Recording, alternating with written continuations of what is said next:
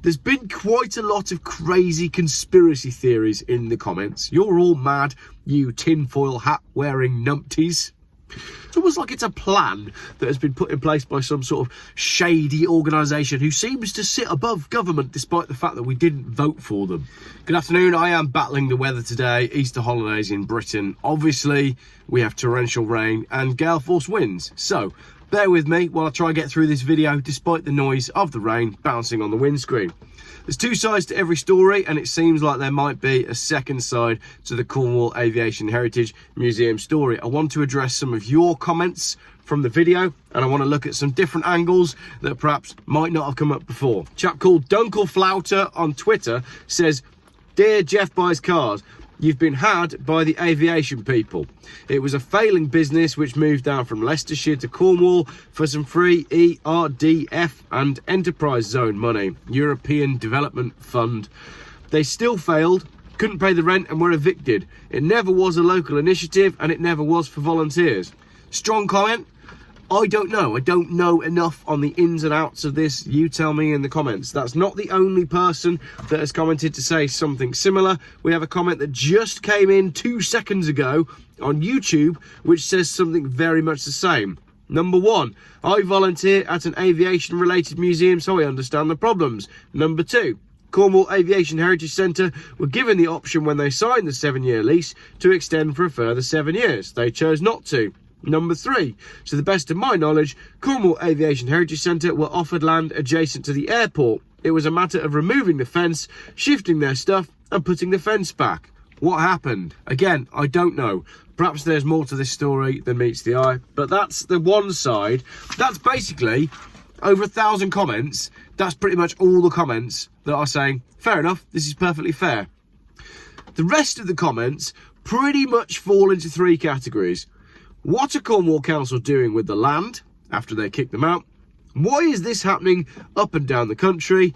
And where are all the philanthropists? Great questions. So let's firstly address the fact that Cornwall Council paid £1 million to Richard Branson, whose space project then failed. The population of Cornwall is 568,210. That means every single one of you is getting £1.75 back because of the £1 million that was wasted on Richard Branson. So look out for an envelope in the post, brown envelope, £1.75 for every man, woman and child coming back to you if you live in Cornwall, as a way of the council saying sorry for that really bad investment that we made. Of course, that's not true. That's not happening. You've all lost £1.75 each, every man, woman and child in Cornwall. So the question of what are they doing with the land? That basically falls into three different scenarios. They're going to sell it to build houses. They're going to use it for basically more private jets for rich people coming down and going to their second homes in Polseth. And they're going to use it to house people that have recently entered the country that need somewhere to live. Got to be careful how much I say about that one, because I believe that's one of the subjects that YouTube doesn't like you talking about. Anyway, I have a great message here from someone called Tim, who contacted the council and got a fairly generic response, but I want to dig into some of the wording that he's received. To assist the centre with their move, the council and Cornwall Airport Newquay have agreed to store several aircraft for free. Well, we knew that. Leaving the museum to remove their smaller items. The council has also provided support, guidance and input on planning, business plan development and applications for future funding. Okay, we kind of knew all that. This is the interesting bit. Cornwall Airport Newquay now has a new tenant for the site, which will also become part of the controlled security area, preventing public access and therefore the aviation centre's ongoing operation. Who have they rented the space to that requires the whole area to relinquish its public access? They've got a client going into the premises who requires that the whole site now goes on to a private lockdown. There will be no public access. And again, there's been quite a lot of crazy conspiracy theories in the comments. You're all mad, you tinfoil hat wearing numpties. I think that if you were gonna house a controversial section of the society who had quite recently joined the country from other countries, and perhaps they'd left their family and children behind and Perhaps there were young men who were very healthy and fit. And perhaps if you were going to move them out of the hotels because the people didn't want them in the hotels and put them in strategic locations around the country so they could be trained, looked after and fed and watered for whatever might be coming next, this would be a really good location to do it. So maybe the reason that the new tenant is becoming part of the controlled security area, preventing public access, is because they don't want the public to see what's going to be going on at the airport. Not my words, I don't know. I think you're all conspiracy theorists. But let's have a look at some of the other comments and see if anybody else agrees with these wild theories. Regardless of any commercial issues in the background, I can't get my head around human beings in Cornwall Council for 1 second could think it's acceptable to treat other human beings in this callous way. Cornwall Council appear to be morally bankrupt. I'm so sorry this has happened to you all. Good luck with whatever comes next. Great comment there from Mike, and that is also in the same vein as a comment that just came in from someone called Jana on YouTube. The head of Cornwall Council called everyone that opposed the illegal immigrants racists. Where have we seen that before? Oh yeah, Sadiq Khan. He said that everyone who opposed the ULEZ was racist. So it's almost like there's a playbook that these councils and councillors are using to just basically brand everyone who's against their ideas as racist, and therefore they don't get a voice. It's weird how they're all doing it in the exact same way. And it's weird how the stuff that's going on in Cornwall is also going on everywhere else. As usual, billionaire Branson helping out, says Richard, sunning himself on his tax-free private island. Funny how they all scuttle off when things go wrong. He could have helped in a heartbeat if he wanted to, which is in line with my question 3, which is where are all the philanthropists? You know, all these people that are always doing good, your Bonos and your Bob Geldofs and your Richard Bransons and your social media money people, they're all philanthropists and they're always doing philanthropy. But when actual philanthropy needs doing, where are they all? When there's a cause that actually impacts real people, where's all the billionaires? They're never around, are they? They're never around. Colin says, I'm sure I'll get lambasted for these comments, but here goes. I think the fault lies with both parties. Cornwall Council seem to be the main villains and in this sad news, and I do believe that the Aviation Centre have buried their heads in the sand for a while. Let's not forget they gave them an extension for the year, and I think you have to say a bit of bad management is involved here. Fair point. I've been a supporter and I've visited many times, but this farce has robbed Cornwall of a great visitor attraction, and I blame both parties. I think Colin here makes a really valid point. There is some blame to be laid with the Aviation Centre. I would like to learn more about what exactly has gone on. But the fact of the matter is, Colin's final point there, this farce has robbed Cornwall of a great visitor attraction. You can't deny that. That point is simply indisputable. I've got another crazy conspiracy theorist here, Margie. Margie in the comments, airports are being closed down by the WEF. Don't know anything about that. Sounds like a load of rubbish to me. Don't know who the WEF are, and I don't know if they're closing down airports, but I think she might be right. Mooster37 says, if their aim is to ban flying to reach net zero and also destroy our heritage and culture from within, cultural Marxists that have infiltrated everything, then they are succeeding. More crazy conspiracy theories. Why do I get all you crazy conspiracy theorists in my comments? It's not like the aim is to ban flying to reach net zero and stop us going everywhere, to destroy our heritage and destroy our identities completely, so that we just become these weird, hemmed in, global digital identities that can't go anywhere and have no power. Imagine that. All these affordable housing estates being built aren't actually affordable to the working class and are being crammed together and will be known as the human settlement zones, and the rewilded areas will become no-go zones for humans. All part of the UN's Agenda 21, the global to local agenda for the 21st century, being brought to us under the guise of climate change and sustainable development. In short, global communism, only with corporate structure. WF partnership with UN, give her the name of New Communitarianism. Get your tinfoil hat off.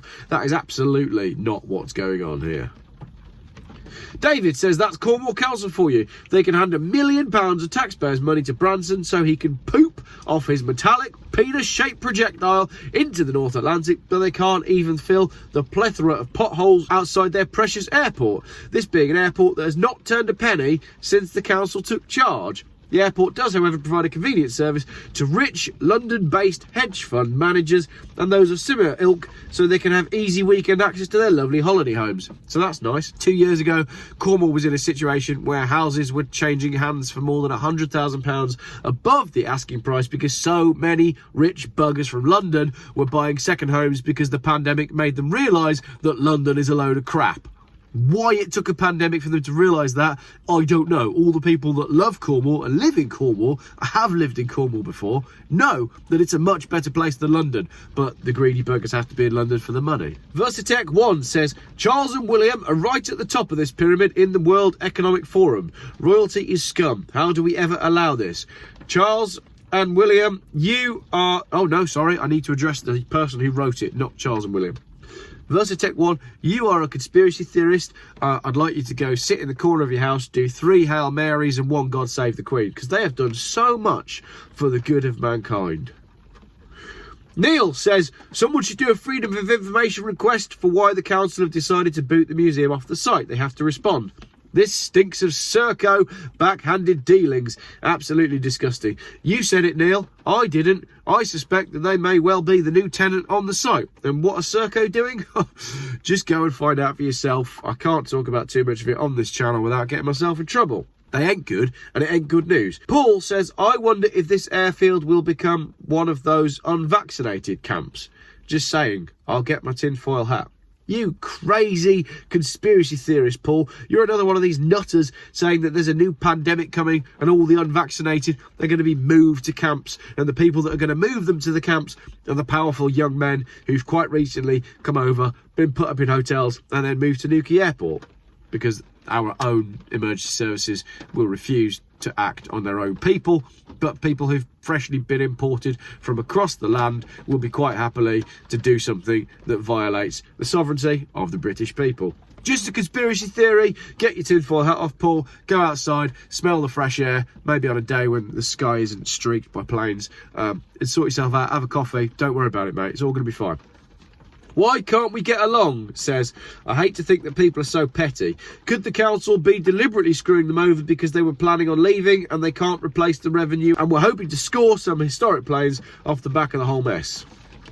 No, the council don't want the historic planes, for free or not. Uncle Vanya says, I wonder if the SSC museum, that's Thrust SSC, the high power bloodhound thing that is another one of these projects that's meant to send a car to 1,000 miles an hour and gets loads of money from people to not do a fat lot. Sorry, that sounded very cynical. But I wonder if they're getting kicked out, or the replica aircraft makers based next door, made famous by James May in building his 1/1 scale Airfix Spitfire.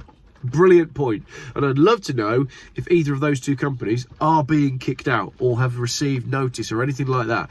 Because if, as many of you conspiracy theorists have pointed out, if it is that company that rhymes with Mirko that's taken over the lease to use it for aliens, then they'll be getting kicked out as well, and the place will be being locked down and security will be being put around the outside so you can't see what's going on.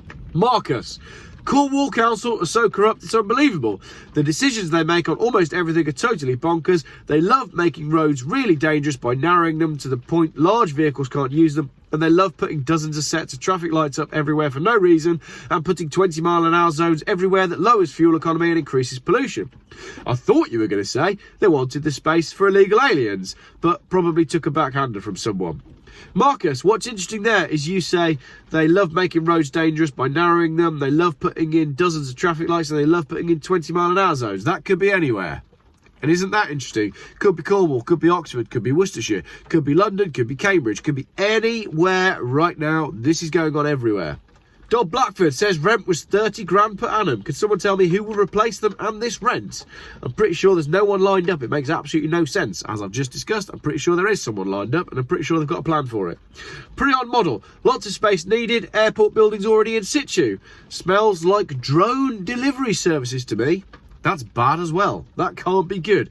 Ange R. A while ago, I read that the plan is to close 37 of the 40 airports by 2030 and all of them by 2035.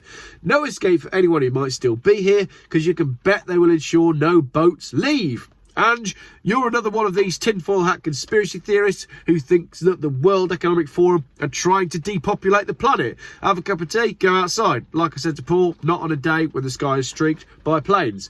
Joe Blogs, these councils are given orders by the WEF, and that's the way it's all going. You mentioned going to a car show. Don't hold your breath because they'll be banned as well. Good old net zero. Joe, same advice that I've given to Ange and Paul.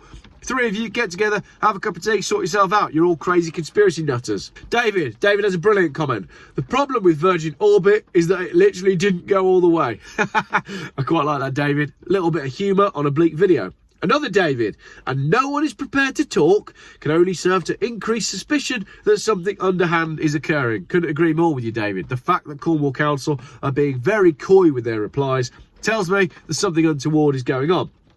Logo Assassin says the New World Order is a fact. People really need to wake up. FFS. I don't know what FFS stands for. For freedom, surely. Rumour Daffy. The past is being obliterated bit by bit. William Barnes, not just Cornwall. Blackpool has done the same to their airport, as has Plymouth and Bournemouth and RAF Scampton. It's almost like it's a plan that has been put in place by some sort of shady organisation who seems to sit above government despite the fact that we didn't vote for them. It's because the Britons are not supposed to have a history. It's happening all over the land, says Noah.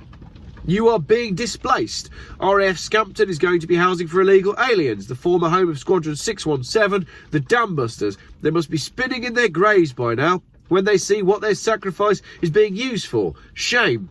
Noah, go and part the waters. Oh no, you were the guy with the flood, weren't you? Noah, build yourself a boat. With the weather today, you're going to need it. Colin, well, when you have a national government that acts against the population, why wouldn't a local government act the same way? What? Our national government's acting against the population? No, they've been looking after us really well for the last 3 years, giving us good, honest advice about things that are going on that's based on science. Follow the science. Bournemouth Airport didn't renew the lease for the aviation museum there. It's all to do with money. Someone has offered more money to rent the hangars. Maybe a maintenance company or alike, or maybe not a maintenance company. Maybe a company that kind of is sort of semi-owned by the government and is super shady. Rhymes with Mirko. Kuala Lumpur says, I'm sure they were given a 2-year warning to vacate. And yes, I'm happy to admit, I don't know.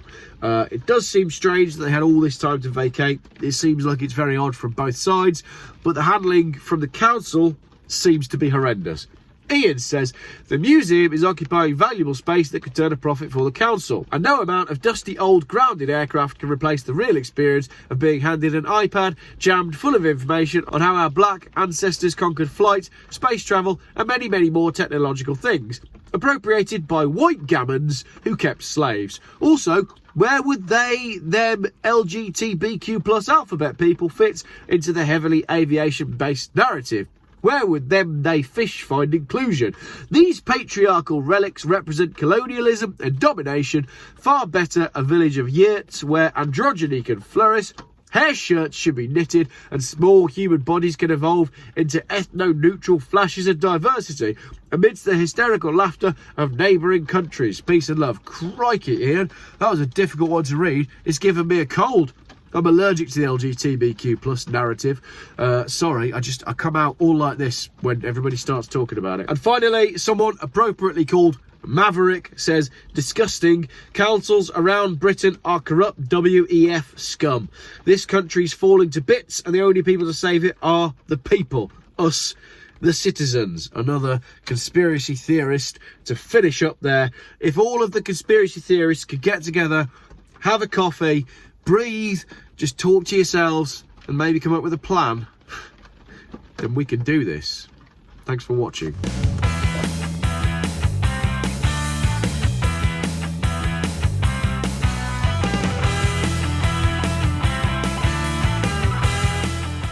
Geoff buys cars. Still, YouTube's most boring car channel.